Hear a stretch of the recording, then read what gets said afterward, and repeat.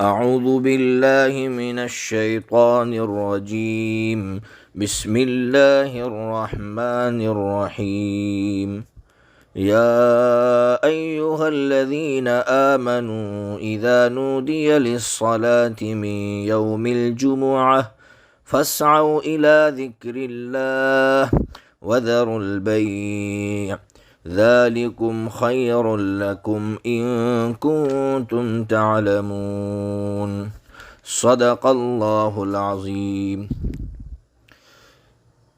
سورہ جمعہ کی تفسیر چل رہی تھی۔ اب یہ سورہ جمعہ کی آیت نمبر 9 ہے۔ اس میں اللہ تبارک و تعالی کیا فرما رہے ہیں، پہلے اس کا ترجمہ سن لیجئے۔ اللہ تعالیٰ فرماتے، اے ایمان والو، جب اذان ہو جمعہ کے دن نماز کے لیے تو تم اللہ کے ذکر کی طرف دوڑو اور خرید و فروخت چھوڑ دو، یہ تمہارے لیے بہتر ہے اگر تم جانتے ہو۔ کیا کہہ رہے؟ سب سے پہلے تو جمعہ کا دن، اس کو جمعہ اسی لیے کہتے ہیں کہ یہ مسلمانوں کے اجتماع کا دن ہے، اور آپ کو یہ بات معلوم ہوگی کہ جمعہ کا جو مقصد یہ ہے کہ پورے علاقے کے لوگ ایک جگہ جمع ہو تاکہ وہ اپنا دینی فکر اور دنیاوی فکر کر سکے۔ کیا مطلب؟ دینی اعتبار سے آپس میں بیٹھ کر یہ فکر کرے کہ بھائی ہمارے یہاں دین کس معیار پر ہے، لوگ کتنے دین سے قریب ہے، کتنے دور ہے، اور دنیاوی فکر بھی ہو سکے کتنے لوگ پریشان ہیں۔ تو جمعہ کا مقصد یہ تھا پورے علاقے کے لوگ ایک جگہ جمع ہو۔ اس لیے علماء کرام نے احادیث کی روشنی میں یہ بات بیان فرمائی ہے کہ جمعہ ایسی جگہ ہونا چاہیے، ایسی مسجد میں ہونا چاہیے جس کی حیثیت مرکزی ہو۔ اگر ہر مسجد میں جمعہ ہونے لگے گا تو پھر وہ مقصد حاصل نہیں ہوگا جو جمعہ کے قیام کا مقصد ہے، کہ پورے علاقے کے لوگ ایک جگہ جمع ہو۔ اس لیے اس کی ضرورت ہے کہ ایک مرکزی مسجد میں، علاقے کی مرکزی مسجد میں اگر پورے علاقے کے لوگ سما جاتے ہیں تو اسی ایک مسجد میں جمعہ ہونا چاہیے، اور سارے لوگ ایک دوسرے سے ملے اور ایک دوسرے کا فکر کرے کہ بھئی آپ کس حالت میں ہیں، آپ کے بھائی کس حالت میں ہیں، فلاں شخص کیسی حالت میں ہے اور کیا پریشانی میں ہے، سب مل جھل کر ایک دوسرے کا خیال رکھ سکے۔ یہ مقصد تھا جمعہ کا۔ بہرحال تو جمعہ کو جمعہ اس لیے کہتے ہیں۔ جمعہ کی بڑی فضیلت وارد ہوئی ہے، آپ جانتے ہیں، آپ نے یہ حدیث ترمذی شریف کے اندر بھی ہے کہ اللہ رب العزت نے حضرت آدم علیہ السلام کو جمعہ کے دن پیدا فرمایا۔ جو جمعہ کے دن عصر کے بعد کی جو گھڑی آتی ہے اس میں اللہ تبارک و تعالیٰ نے حضرت انسان کو پیدا فرمایا۔ سب سے پہلے انسان حضرت آدم علیہ السلام کو پیدا فرمایا، پھر اللہ تبارک و تعالیٰ نے اسی دن میں ان کو جنت میں داخل کیا، اسی دن میں ان کو زمین پر اتارا۔ یہی جمعہ کا دن ہے جس دن میں قیامت قائم ہوگی۔ اور ترمذی شریف کے اندر یہ حدیث بھی ہے کہ اسی دن میں گھڑی ایسی آتی ہے کہ اس میں انسان جو بھی دعا کرتا ہے اللہ تبارک و تعالیٰ قبول فرماتے ہیں۔ علماء کی ایک جماعت یہ کہہ رہی ہے کہ وہ عصر کے بعد کی گھڑی ہے، کہ جمعہ کے دن عصر کے بعد اگر کوئی دعا مانگتا ہے تو اللہ تبارک و تعالیٰ اس کی دعا کو قبول فرماتے ہیں۔ بہرحال تو یہ جمعہ کے دن کی بڑی فضیلت ہے، اس لیے بخاری اور مسلم شریف کے اندر یہ روایت ہے، ابو ہریرہ رضی اللہ تعالیٰ عنہ اس کے راوی ہے کہ اللہ تبارک و تعالیٰ نے لوگوں کے لیے ایک اجتماع کا دن رکھا تھا۔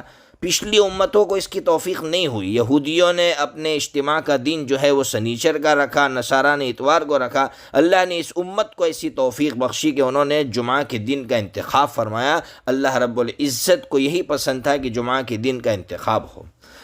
اور ایک اور بات، سب سے پہلے جمعہ کس نے قائم کیا؟ تو دو روایتیں ہیں۔ ایک روایت تو یہ کہ حضرت نبی پاک صلی اللہ تعالیٰ علیہ وسلم کے جد امجد کعب بن لوئی نے اس کا نام جمعہ بھی رکھا۔ وہ کعب بن لوئی اس دن لوگوں کو جمع کرتے تھے، خطبہ دیتے تھے۔ نبی پاک صلی اللہ تعالیٰ علیہ وسلم کی بعثت سے 560 سال پہلے کی بات ہے یہ۔ بہرحال ایک بات یہ ہے کہ انہوں نے سب سے پہلے جمع کیا، اور ایک روایت یہ ہے کہ نہیں، انصار مدینہ میں سے کچھ لوگوں نے ہجرت سے پہلے، ابھی جمعہ فرض نہیں ہوا تھا، اس سے پہلے اپنے اجتہاد سے جمعہ کا یہ دن مقرر کیا اور اس دن میں انہوں نے عبادت کی۔ بہرحال دونوں طرح کی روایت۔ اللہ تعالیٰ اس آیت کریمہ میں کیا فرما رہے؟ اللہ تعالیٰ فرما رہے کہ اتنی محترم بشان نماز، جب اس کے لیے آپ کو پکارا جائے تو اب تم دوڑو اس کی طرف۔ ظاہر سی بات ہے جمعہ کی نماز کی کیا اہمیت ہے وہ آپ کے سامنے رکھی، اور جمعہ کے دن کی کیا اہمیت ہے وہ آپ کے سامنے رکھی، تو پھر اس کا تقاضا یہ ہے کہ جب اس نماز کے لیے پکارا جائے تو پھر ہمیں دوڑنا چاہیے۔ اب کون سی اذان مراد ہے؟ اس لیے کہ نبی پاک صلی اللہ تعالیٰ علیہ وسلم کے زمانے میں ایک اذان ہوتی تھی جو ممبر کے سامنے دی جاتی تھی۔ اب دو اذانیں ہوتی ہیں جو حضرت عثمان غنی رضی اللہ تعالیٰ عنہ نے بڑھائی صحابہ کرام کے مشورے سے، کہ لوگ اسلام میں دھڑا دھڑ داخل ہو رہے تھے، تعداد بڑھ رہی تھی، ایک اذان کافی نہیں تھی، ایک اذان کی وجہ سے لوگوں میں غفلت طاری ہو گئی تھی، تو صحابہ کرام کے مشورے سے انہوں نے ایک اور اذان کا اضافہ کیا جو ہمارے یہاں مائک میں دی جاتی ہے۔ تو اب کون سی اذان پر دوڑنا ہے؟ تو علماء کا کہنا ہے کہ پہلی اذان جو مائک پر دی جاتی ہے اس پر دوڑنا ہے۔ کیوں بھائی؟ حضور کے زمانے میں تو یہ اذان نہیں ہوتی تھی، پھر اس پر کیوں دوڑنا ہے؟ تو اس کو سمجھو۔ حضور کے زمانے میں ممبر کے سامنے جو اذان دی جاتی تھی وہ غائبین کو، یعنی جو لوگ ابھی حاضر نہیں ان کو بلانے کے لیے دی جاتی تھی۔ اب یہ کام پہلی اذان کر رہی ہے، کہ پہلی اذان ہوتی ہے اس لیے کہ جو لوگ ابھی حاضر نہیں ہیں وہ لوگ حاضر ہو جائے، اور ابھی جو ممبر کے سامنے اذان دی جاتی ہے وہ غائبین کو بلانے کے لیے نہیں ہوتی ہے، بلکہ جو لوگ موجود ہیں ان کو متوجہ کرنے کے لیے ہوتی ہے کہ اب خطبہ شروع ہو رہا ہے، بہت اہم کام شروع ہو رہا ہے، اس لیے آپ لوگ متوجہ ہو جائیے۔ بہرحال پہلی اذان پر تمام مشغولیات کو چھوڑنا ہے، اس لیے قرآن نے کہا دوڑو۔ دوڑنے کا یہ مطلب نہیں دوڑیں گے، دوڑنے کا مطلب یہ ہے کہ اہتمام کرو، اب تمام مشغولیات کو چھوڑ دو۔ اور عجیب بات اللہ نے کہا ذکر اللہ، اللہ کے ذکر کی طرف دوڑو، یہ نہیں کہا کہ نماز کی طرف دوڑو۔ اس سے اس بات کی طرف اشارہ ہے کہ صرف نماز مطلوب نہیں ہے بلکہ خطبہ یہ بھی بہت اہم کام ہے، اس لیے خطبے کو بھی بہت اہتمام کے ساتھ سننے کی ضرورت ہے۔ اس لیے ترمذی شریف کے اندر حدیث ہے کہ اگر کسی نے خطبے کے دوران کوئی شخص بات کر رہا تھا، اس کو کہا بھائی خاموش ہو جائے، اچھا کام کر رہا ہے حالانکہ وہ، پھر بھی حدیث پاک یہ کہ فقد لغا، اس کا ثواب گیا۔ حضرت علی مرتضیٰ رضی اللہ تعالیٰ عنہ نے اس کی تشریح کی ہے کہ اس کا مطلب یہ ہے کہ اس کو جمعہ کا ثواب نہیں ملے گا، اچھا کام کر رہا ہے پھر بھی اس کو جمعہ کا ثواب نہیں ملے گا۔ اس سے اندازہ لگائیے کہ خطبے کی کیا اہمیت ہے اسلام میں۔ اس لیے خطبے کے دوران جو لوگ باتیں کرتے ہیں یا ایک دوسرے کے ساتھ مذاق کرتے ہیں انہیں سمجھنے کی ضرورت ہے۔ بہرحال اللہ تعالیٰ نے کہا کہ بے خرید و فروخت وغیرہ ساری مشغولیات چھوڑ دو، یہ تمہارے لیے بہتر ہے اگر تم جانو۔ پھر آگے اللہ تعالیٰ کیا فرماتے ہیں؟ فَإِذَا قُضِيَتِ الصَّلَاةُ فَانتَشِرُوا فِي الْأَرْضِ وَابْتَغُوا مِن فَضْلِ اللَّهِ وَاذْكُرُوا اللَّهَ كَثِيرًا لَعَلَّكُمْ تُفْلِحُونَ۔ آگے اللہ فرما رہے پھر جب نماز ہو جائے تو زمین میں پھیل پڑو اور اللہ کا فضل تلاش کرو اور اللہ کا خوب ذکر کرو تاکہ تم کامیاب ہو جاؤ۔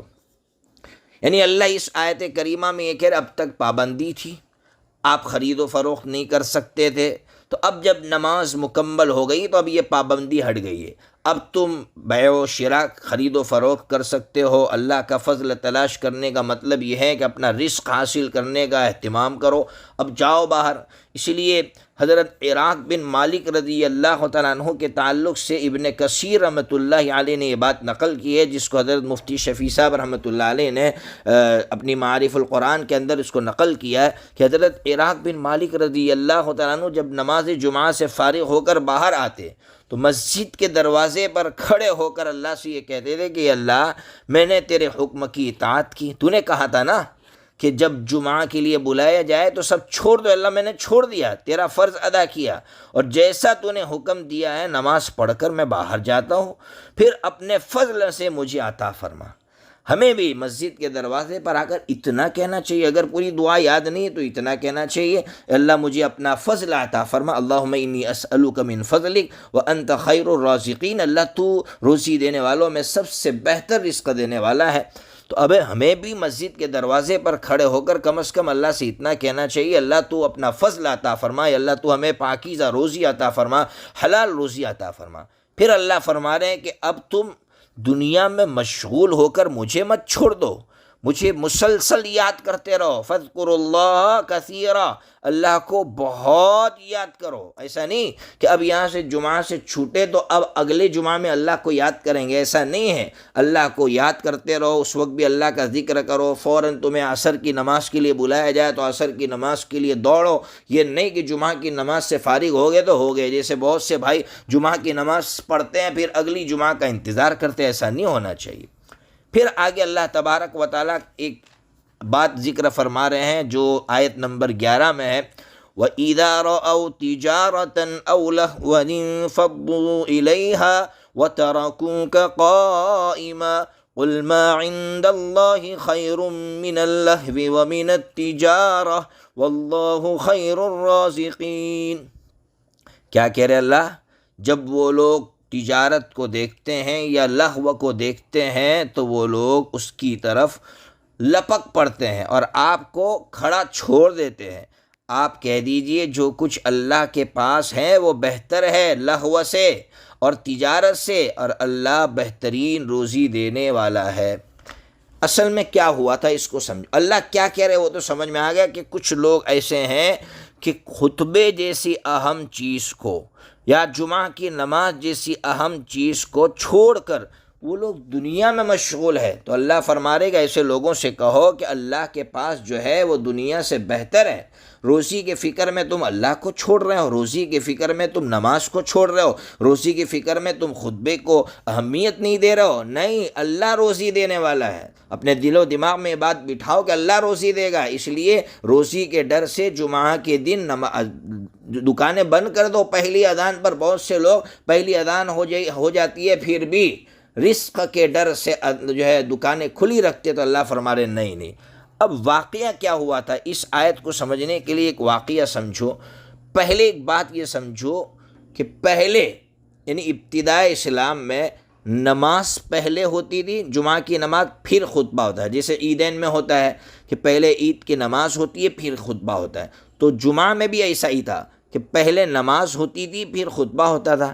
نبی پاک صلی اللہ تعالیٰ علیہ وسلم خطبہ دے رہے تھے، اب اچانک تجارتی قافلہ آیا۔ دحیہ بن خلف کلبی جو ہے اس کا نام آتا ہے، ملک شام سے وہ تجارتی قافلہ لے کر آیا، تو اس میں بہت سارا سامان ہوتا تھا، غلہ اناج وغیرہ ہوتا تھا۔ صحابہ کرام نبی پاک صلی اللہ علیہ وسلم خطبہ دے رہے تھے، وہاں بیٹھے ہوئے تھے۔ اب اس نے اس وقت کے رواج کے مطابق ڈھول طبلہ بجایا، یعنی لوگوں کو یہ سائرن بجایا کہ اب یہاں تجارتی قافلہ آ گیا، جس کو جو خریدنا ہو وہ خریدے آ کر۔ پہلی بات تو صحابہ کرام کو معلوم نہیں تھا کہ خطبے کی اتنی اہمیت ہے، خطبہ اتنا اہمیت کا حامل ہے۔ دوسری بات، اس وقت سامان بھی کم تھا صحابہ کرام کے پاس، جو ہے آپ جانتے ہیں فاقے تک کی نوبت آتی تھی۔ اب صحابہ کرام کی ایک جماعت وہاں سے نکل پڑی اور وہاں چلی گئی، تو اللہ تبارک و تعالیٰ نے یہ آیت اتاری کہ نہیں، جب اگر خطبہ ہو رہا ہے تو خطبے کو سنو، خطبہ کوئی معمولی چیز نہیں ہے۔ صحابہ کرام کا اتنا بڑا احسان کہ صحابہ کرام کے واسطے سے ہمیں یہ بات سمجھ میں آئی کہ خطبے کی اہمیت کتنی ہے اللہ کی نظر میں، کہ اللہ تبارک و تعالیٰ نے قرآن مجید میں یہ آیت اتاری اور پھر اس کو بدل دیا گیا۔ کیا بدل دیا گیا؟ خطبے کو پہلے کر دیا گیا، نماز کو بعد میں کر دیا گیا، تاکہ لوگ خطبے کو بہت اہتمام کے ساتھ سنیں۔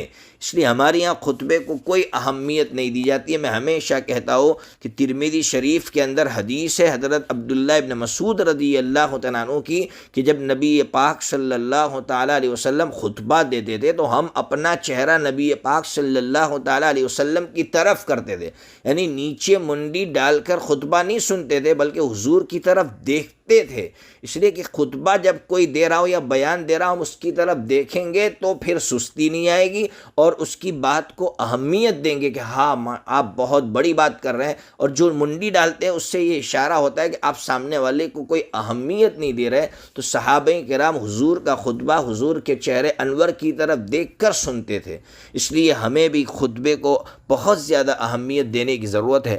اب دماغ میں ایک سوال ہوگا، پھر عیدین میں ایسا کیوں نہیں کیا؟